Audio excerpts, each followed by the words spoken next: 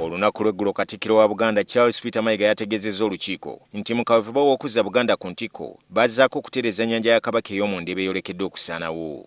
Bassebo ne bannyabo, Oweekitiibwa Sipiika, bassebo baminisita b'amasaza, tutaase ennyanja era kitugenda okuzzaako. Wabula abatuuze abasula ku nnyanja eno bategeezza nti emitima gibeewanise n'okutuusa kati tebamanyi ngeri ki gye bagenda kuvaawo oba Kabe Kasinge banaabalekawo babeere nga nabo bakyali basenze ku nnyanja eno. N'obagamba bannange ng'ennaku z'omwezi bwe muti mugenda mutya bwe muti.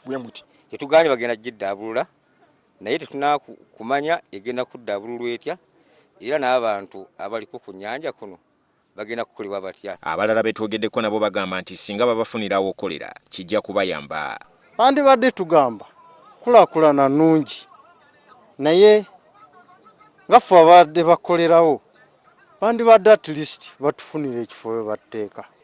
Singa aba tatugambye nti leero mwenna abali Kayanja tugenda basenda nkya n'atugamba mwenna abali Kayanja tugenda kukolawo tuti ffenna wamu tukisobola. Ate abalala bo bagamba nti balinda kiwandiiko ekitongole okuva e Mengo bategeere enteekateeka eno bw'enaatambula. Kati nze ayogera ndi wa kibanja naye n'ab'ebyapa kuno kwebali.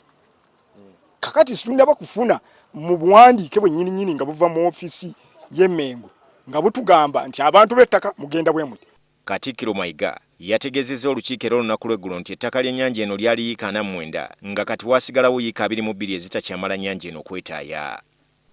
Kubanga obuwanvu bwayo bukendera mita nga 5 buli mwaka olw'ebyo ebigikuluggusizibwamu.